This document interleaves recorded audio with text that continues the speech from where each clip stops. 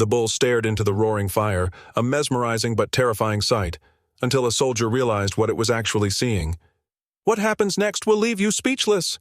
The night was quiet in the village of Westmere, broken only by the distant crackle of flames. A great bonfire blazed in the center of the square, its heat bending the air around it. Farmers and townsmen had gathered, their faces drawn with unease, for tonight was no celebration. Chained nearby stood Brutus, a massive black bull with scars etched across his hide, each mark a memory of past battles. His dark eyes did not flicker toward the crowd, but fixed unwaveringly on the fire itself. The square, normally a place of barter and laughter during market days, now carried the heavy silence of judgment. Boots scraped against the cobblestones as men shifted nervously, whispering to one another in low tones that carried both fear and excitement. The bull's breaths came out in slow bursts, hot steam rising into the night air, each exhale sounding like a warning. Torches lined the edges of the gathering, their glow fighting against the bonfire's flames, but even so, shadows seemed to gather thick around the chained beast. Among the onlookers stood Elias Venar, his broad shoulders stiff beneath his worn military coat. He had returned from the border wars only weeks earlier, but the habits of a soldier clung to him, the way his eyes measured every detail, the way his hand rested unconsciously near the hilt of his sword. He had seen battlefields drenched in fire and blood, yet something in this square unsettled him more than war ever had. It wasn't the bull itself that made his chest tighten, but the way its eyes refused to leave the flames. "The beast knows its fate," a farmer muttered nearby, arms crossed, his tone laced with grim satisfaction. "No," another man whispered back. "Look at it. It doesn't fear the fire. It's watching it." Elias caught the exchange but kept his focus on Brutus. He had faced men on the battlefield who stared like that, eyes locked on a horizon no one else could see, recognizing danger moments before it struck. It was not madness, it was awareness, and it chilled him to the bone. The magistrate of Westmere, Rowan Halberg, stood proudly before the crowd, his green velvet coat trimmed in gold, though his hair was thinning and his face red with the strain of authority. He lifted a hand, silencing the murmurs. "Men of Westmere," Rowan's voice carried, practiced and sharp, "this bull has killed 2 of our own. He gored them without cause, and now he will pay for it with his life. Tonight, we end this beast's reign of terror." A murmur of agreement rippled through the crowd, though not without hesitation. Some men nodded firmly, clutching pitchforks and staffs, eager to see judgment done. Others glanced uneasily at the bull, shifting from foot to foot. Elias alone did not look away. Rowan's gaze flickered toward Elias and lingered there with faint disdain. "Unless, of course," Rowan added with a smirk, "some among us believe a beast deserves mercy. Perhaps our soldier here has grown soft after tasting home again?" Laughter broke out in pockets of the crowd. Elias's jaw tightened, but he remained still, letting the mockery pass over him. His mind was not on Rowan's jabs, but on the flicker he thought he saw deep in Brutus's eyes. Not just reflection, but movement. For an instant, the firelight bent strangely, like shadows crawling across water. Elias blinked, unsure if fatigue played tricks on him. But the bull stamped its hoof at that same moment, its muscles rippling, its chains rattling hard enough to make the nearest guard step back in alarm.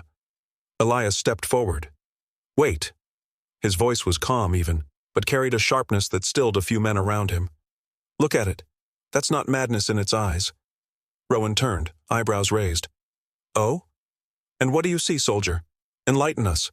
Perhaps this beast wishes to recite poetry before it dies?" More laughter. The magistrate's smugness rang louder than the crowd's jeers. Elias ignored it, speaking louder, his voice gaining force. "I've seen men stare like that, on the borderlands, just before an ambush, just before arrows cut through the air. They weren't staring at nothing. They saw what no one else did." The crowd fell into a low rumble of uncertainty. Some scoffed, others frowned, turning their attention back to the bull, who remained unblinking, locked on the fire as if the blaze itself carried meaning. Rowan sneered. "Are we to believe that this animal, this dumb brute, is warning us of danger? You insult the memory of the men it killed, Elias Venar." He spat the name like a curse, raising his chin. "This is no battlefield. This is law, and the law demands the beast die." Elias took another step, his boots echoing on the stone. He kept his gaze fixed on Brutus, not Rowan. "The men who died, did anyone ask why the bull charged? What it saw? Or did you only see the blood and call it enough?" The question struck the crowd harder than Elias expected. A few men exchanged looks, unease flickering in their eyes. They remembered the fields, the chaos of the goring, but none had asked what drove the beast. Rowan's face darkened, his pride bristling. Enough of this. Guards, prepare the pikes.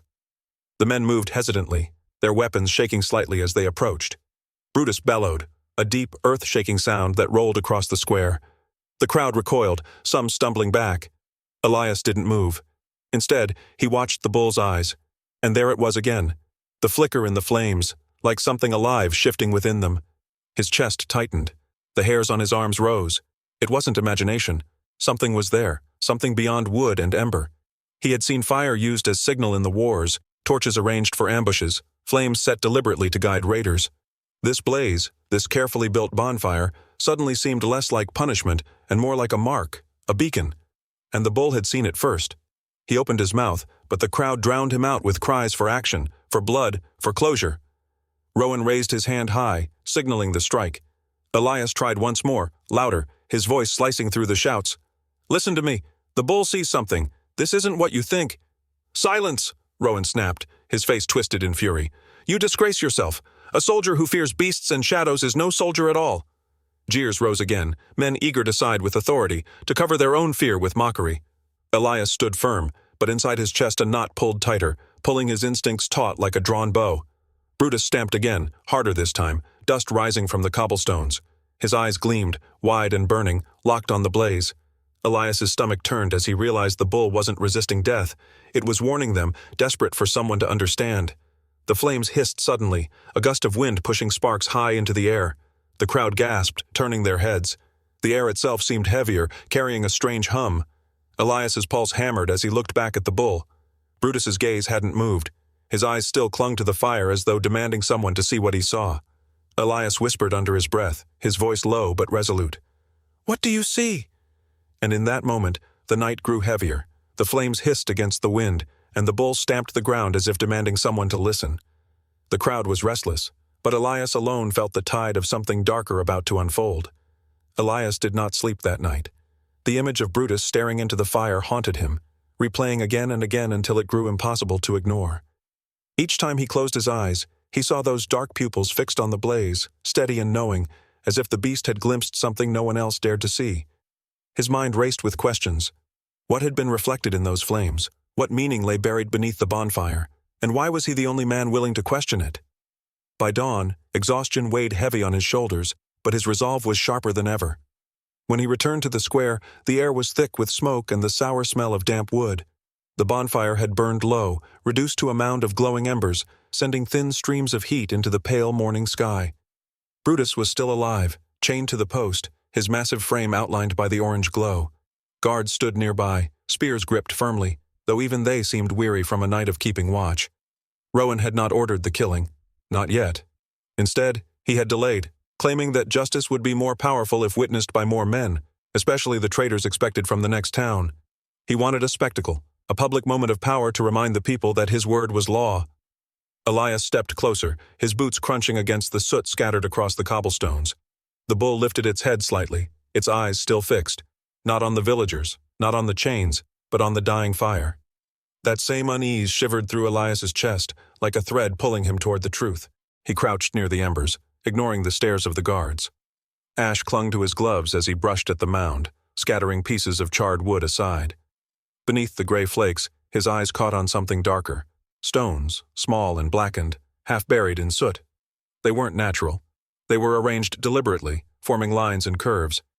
At first glance, the shapes seemed random, but as Elias brushed away more ash, a familiar pattern emerged. His breath caught. He knew this mark. Back on the borderlands, he had heard whispers of raiders who called themselves the Corin Riders. They were mercenaries without loyalty, men who thrived on chaos, striking villages at night and vanishing before sunrise. Their signature was always the same, fires set in deliberate patterns, symbols that warned their allies or marked a place for destruction. Seeing that same mark beneath the ashes now froze Elias's veins. He rose quickly, fists clenching, and turned toward Rowan, who was strolling into the square surrounded by attendants. "Magistrate," Elias called out, his voice ringing clear. "This fire was not built for judgment. It's a signal." Rowan's brow arched, his lips curving into a mocking smile. "A signal?" he repeated, drawing out the word. "Tell us, soldier, does the smoke speak to you? Or has the beast whispered its secrets into your ear?" Laughter erupted from the attendants, but Elias pressed forward, his voice growing sharper. "I've seen this mark before. It belongs to the Corin riders. They use fire like this to guide raids. This bull wasn't staring at nothing. It saw the sign before any of us did." The magistrate scoffed loudly, shaking his head. "The Corin riders? Old campfire tales. You insult us with your soldiers' ghost stories. This is no battlefield, Elias. This is a village, and you are grasping at shadows to protect an animal." The crowd that had begun to gather murmured uneasily. Some glanced at the embers, others at Elias, their trust torn between the voice of law and the instincts of a man who had seen war. Elias felt the weight of every eye on him, but he refused to falter. "Look for yourselves," Elias urged, pointing toward the ash. "Those stones weren't placed by chance. They were scorched deliberately. Ask yourselves, why did the bull never look away? Why does it still watch the fire even now?"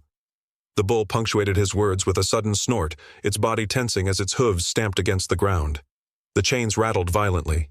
A few villagers stepped back instinctively, unease flickering across their faces. Rowan, however, only folded his arms. "You dishonor the dead by weaving fantasies. 2 men lie cold because of this beast, and now you spin tales of raiders? Admit the truth, soldier. You are weak. You pity the animal more than you value human lives." The words struck hard, and the murmurs turned against Elias. "He's lost his senses," someone muttered. "Too long in war," another added. Doubt spread like smoke in the crowd, and Elias's chest tightened as he realized the battle for their trust was slipping from his grasp. One of the guards lifted a bucket of water and tossed it onto the embers to quiet them. Steam hissed upward in a rush. At that moment, Brutus's head snapped sharply to the right, his massive body tense, muscles rippling as if he had been struck. His eyes fixed not on the fire now, but toward the line of trees beyond the square, the forest stretching dark and heavy against the horizon. Elias froze. The bull had seen something again. He followed its gaze into the trees, heart pounding. He saw nothing, no movement, no torches, but he trusted his instincts. He had seen enough on the battlefield to know when danger lingered just beyond sight. The rider's mark, the bull's focus, the direction of its stare. It all connected. Elias turned sharply toward the men. "We are in danger," he shouted, his voice carrying desperation. "The riders are near. The bull sees them even if we do not. We must prepare now. Arm yourselves. Guard the fields. Set watchmen on the roads." Rowan raised a hand, his expression a mask of disdain. "Enough of this madness. You spread fear where none is needed. There will be no riders, no attack, and no more of your paranoia. Go home, soldier. Let the men of law handle justice." But Elias did not back down. His fists clenched, his voice steady though the weight of isolation pressed on him. "If you do nothing, you'll doom us all. I've seen villages fall because warnings were ignored. I will not watch it happen here." Rowan laughed coldly, turning to the crowd. "See how war has rotted him? He sees enemies in the trees, omens in fire, wisdom in the eyes of beasts. Shall we entrust our safety to such a mind?" The townsfolk hesitated, whispering among themselves. Some shook their heads, unwilling to stand against Rowan's authority. But Elias caught the eyes of a few younger farmers on the edge of the crowd, boys barely men, with dirt still on their hands from tending fields. Their expressions wavered, torn between doubt and a spark of belief. They had seen the bull's reaction. They had seen Elias's conviction. Still, Rowan's command silenced them. The guards returned to their posts, the crowd dispersed in murmurs, and Elias was left standing alone in the square, the chains rattling faintly as Brutus shifted his weight. The soldier let out a slow breath, his heart pounding, his body heavy with frustration. He had lost the crowd, lost the magistrate, and now stood isolated in his certainty. Yet as he turned back to the bull, he found no doubt in the beast's steady gaze. Brutus had not wavered. That night, under a silver moon, Elias returned to the square. The village slept, the streets empty except for the faint crackle of cooling embers and the bull's steady breaths. He approached the chained beast slowly, his boots quiet on the stone, his face shadowed by the pale light above. Brutus lifted his head, eyes glimmering faintly, and exhaled in a deep, low rumble that carried both strength and weariness. Elias stopped just short of the chains. His voice was low but resolute. "If I'm right, then no one else will stand with us. But if the signs prove true, we will fight together. You saw it before any of us. You know what's coming." For a moment, the bull stood silent, unblinking, the night air wrapping them in stillness. Then Brutus lowered his massive head slowly, a motion deliberate and steady, like an answer spoken without words. Elias drew a breath, the weight of isolation heavy on him, yet for the first time that day, a spark of resolve burned brighter. Alone or not, he would be ready. If the signs proved true, they would stand together against what was coming. Brutus, though unable to speak, lowered his head as though in answer. The attack came sooner than Elias feared. Just before dawn, when the village still lay wrapped in the silence of sleep, shadows detached themselves from the tree line. The Corin riders emerged, their armor glinting faintly in the pale light, patchwork steel hammered together from countless raids. Their movements were swift and sure, like wolves circling prey. Torches flickered in their hands, casting orange halos across the dark. They had waited until the town's guard was lowest, but the bull had known all along. Brutus's chains rattled as he strained against them, nostrils flaring, muscles tight with anticipation. The beast's low rumble vibrated through the square like the growl of a storm about to break. Elias woke to the sound of shouting. He threw off his cloak, heart pounding as the acrid scent of smoke already thickened the air. Fire lit the edges of the sky. When he burst from the small room he had claimed for rest, flames were already climbing rooftops, leaping from one thatched home to the next. Men shouted in confusion, women cried out for their children, and the night was shattered by chaos. He sprinted toward the square, sword at his side, lungs burning with the cold air and the smoke it carried. There he found Rowan standing frozen, eyes wide, his fine clothes glowing in the firelight as if he were carved from stone. The magistrate's face was pale, disbelief etched into every line. Around him, guards wavered, uncertain whether to hold their posts or run to their burning homes. "Do something!" Elias barked, his voice cutting through the crackle of fire. But Rowan only shook his head, lips parting without sound, his body trembling as though the ground itself had betrayed him. His authority had vanished, stripped away in an instant by the terror of flames. Brutus bellowed then, a sound so powerful it seemed to shake the square itself. The bull threw his weight against the iron chains, eyes blazing as the torches of the riders drew nearer. The beast's fury was no longer the wild anger of an animal.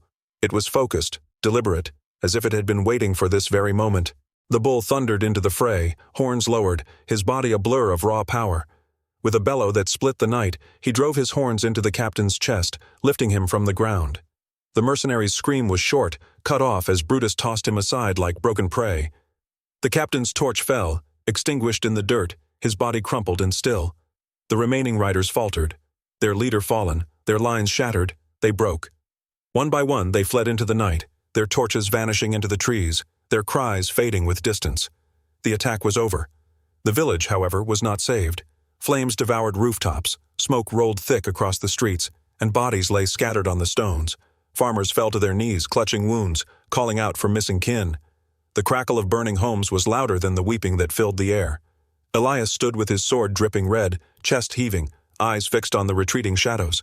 At his side, Brutus panted heavily, blood streaked across his hide, his body scarred but unbroken. The bull stood tall, a figure of defiance and power amidst ruin. Rowan stumbled to his feet, his fine clothes scorched, his face pale with sweat. For a brief moment, his eyes met Elias's, wide with something like gratitude. But then his expression twisted, pride returning where humility should have taken root. "You!" Rowan spat, pointing a trembling hand toward Elias. His voice rose, desperate to seize control of the crowd once more. "You unleashed this destruction. You freed the beast, and look what it has done. Look at the fire, the bodies. It is as guilty as the riders." The villagers froze. Their eyes darted between Elias, the magistrate, and the bull who had saved them. Doubt and fear weighed heavy in the silence. They had seen Brutus fight for them, but they had also seen his fury, his bloodied horns, the chaos he had carved through their streets. Rowan's words planted shadows in their minds. Elias felt the sting of betrayal cut deeper than any blade. He opened his mouth to speak, to defend the truth, but the weight of silence pressed down. The people wavered, torn between the man who had led them in battle and the magistrate who commanded them in law. Brutus stood beside Elias, chest heaving, blood dripping from his horns, but his gaze steady, unbroken. Together, they faced the villagers' silence, the flickering flames casting long shadows across the square. Elias realized the true battle was not yet over. What came next would determine whether truth survived or whether lies buried it beneath ash. The morning after the raid, the village lay in ruin. Smoke rose in thin, wavering lines into the pale gray sky, carrying with it the bitter smell of charred wood and ash. The ground was blackened where homes had once stood, their beams collapsed in jagged heaps. Men moved silently through the wreckage, eyes downcast, searching for what could be salvaged. Some carried buckets of water, though there were no more flames to fight, only the smoldering skeletons of what had been. Others stumbled with vacant expressions, mourning quietly over the ashes of their lives. Elias stood in the square, the weight of silence pressing on his shoulders. His sword hung at his side, sheathed now, but still heavy with memory. The cobblestones beneath him were scorched black where torches had fallen, and streaks of blood marked the places where men had fought and died. Brutus stood near the edge of the square, flanks still scarred and raw, his breath slow and heavy as though he too carried the grief of the night. The bull's eyes were watchful, almost mournful, as villagers passed him at a wary distance. Some looked at him with gratitude, others with unease. Whispers spread like wildfire among the survivors. In one corner of the square, a group of farmers spoke in hushed tones. "It was Elias and the bull that turned the tide," one said, his voice unsteady but firm. "Without them, the riders would have gutted us all." Another shook his head, eyes flicking toward the magistrate's manor. "Rowan says different. He claims the beast brought as much ruin as the riders, that Elias was reckless in unleashing it." The first man clenched his jaw, pointing toward the burned houses. "Reckless or not, we're alive because of them. Can you not see it?" The whispers grew, carried from man to man, house to house. Some swore Elias had been their savior, others repeated Rowan's claim that he had endangered them all. Divided voices became the heartbeat of Westmere as dawn gave way to day. By evening, Rowan had already taken steps to secure his control. Messengers were sent, their horses galloping across the county roads. Within days, investigators arrived, stern-faced men in dark cloaks bearing the seal of the council. Their arrival drew the entire village to the square once more, where judgment would be sought and truth contested. Rowan greeted them as though he had been waiting all along. He dressed in clean robes, his face pale but dignified, bandages tied neatly around his arms to present the image of a wounded leader. He bowed low before the investigators, his voice carrying with rehearsed sorrow. "My lords, you see before you a magistrate betrayed," Rowan declared, his hands outstretched. His tone was solemn, but his eyes glittered with false humility. "I welcomed this soldier into our town, and he repaid me with betrayal. He loosed a savage beast upon us, and though the riders struck, it was that creature's rampage that tore through our homes. I myself nearly perished beneath its horns.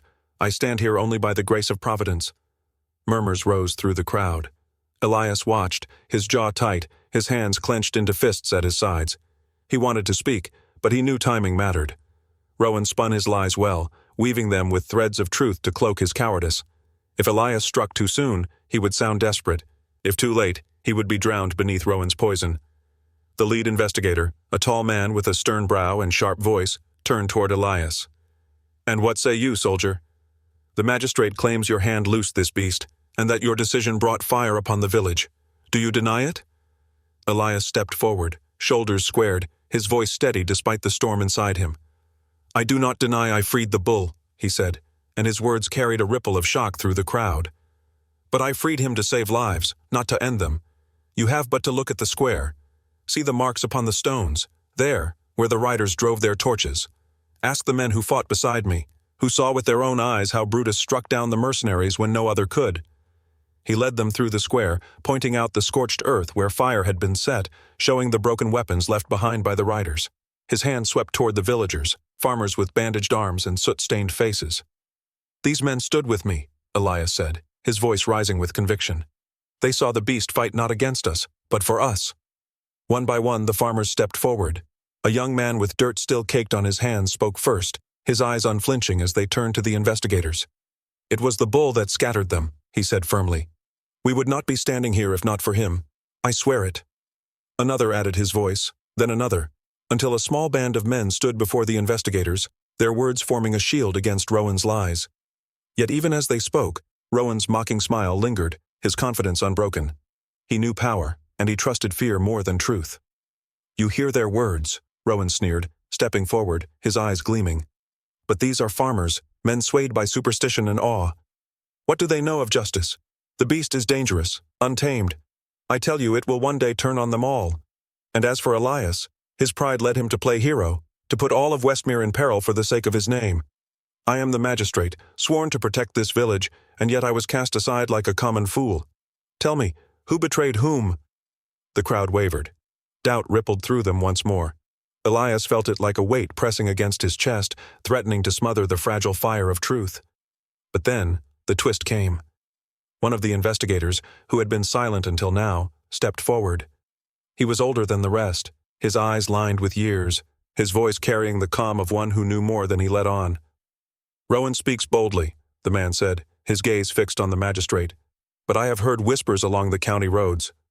whispers of a magistrate who grew rich while others burned. Tell me, Rowan, how is it that the Corrin riders raided every nearby village but spared Westmere? How is it that your coffers swelled while theirs were emptied?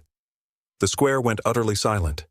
Rowan stiffened, his mouth opening, then closing, searching for words. The investigator's voice grew sharper, cutting like a blade. We have records, witnesses, testimony that coin passed from your hand to the riders, buying their restraint while they butchered others. You did not protect this village, you sold its neighbors for your own gain. Gasps broke from the villagers. Faces turned, eyes narrowing in fury as the truth tore Rowan's mask away. His guards shifted uneasily, their loyalty crumbling as the foundation beneath them shattered. Rowan stammered, his face flushed red with desperation. Lies! All lies! I did what I must to preserve Westmere, to protect you all. But his words fell into the dust. The investigator stepped forward, and his own men turned from him. With rough hands, Rowan was seized, his protests ringing hollow as he was dragged from the square. The magistrate who had ruled with arrogance and fear now left in disgrace, his voice drowned by the scorn of his people. For a moment, silence lingered again. Then all eyes turned toward Brutus. The bull stood in the center of the square, his scars gleaming in the light of morning, his breath steady but strong. The lead investigator spoke, his tone cautious. And what of the beast? Many still fear it. Perhaps it would be safest to put it down. The suggestion rippled through the crowd like a chill wind. Some nodded, their fear resurfacing, while others looked away in guilt, remembering how Brutus had saved them. Elias stepped forward, his voice firm and unyielding. Number, you will not kill him. That night, more lives were saved by him than by any man here, myself included. You saw the proof in their words, in the marks of battle. Brutus is no monster, he is our guardian, and if you would put him down, you may strike me first, for I will not allow it. The square held its breath. The investigators exchanged glances, measuring Elias's defiance against the silent weight of the villagers' eyes. Finally, the older investigator gave a slow nod. Very well, he said. The beast will live, not as property, not as prisoner, but as guardian of Westmere. Let it be so recorded. Relief washed through Elias, though his face remained stern. He turned toward Brutus, who met his gaze with dark, steady eyes. There was no triumph in them, only a quiet understanding, a bond forged in fire. Months passed, and Westmere began to rebuild. Houses rose from the ashes, walls were raised stronger than before, and men carved new hope into every beam they set. Upon the village gate, a new symbol was etched, not of Rowan's rule, but of a bull standing proud before fire, with a soldier at its side. Elias never sought glory, never asked for recognition. Yet he carried the weight of what had been won, not only the battle fought with steel and flame, but the battle for truth itself. He knew then that courage sometimes spoke without words, and truth often hid in the eyes of those no one dared to trust. The bull had stared into the fire, and in doing so, had seen what no man would. Disclaimer: the story you just watched is fictional. It explores themes of trauma, animal intuition, and the profound, silent bonds between humans and animals. This narrative aims to highlight the unseen struggles of both a soldier and an animal, inspiring empathy and a deeper appreciation for the complex realities they face.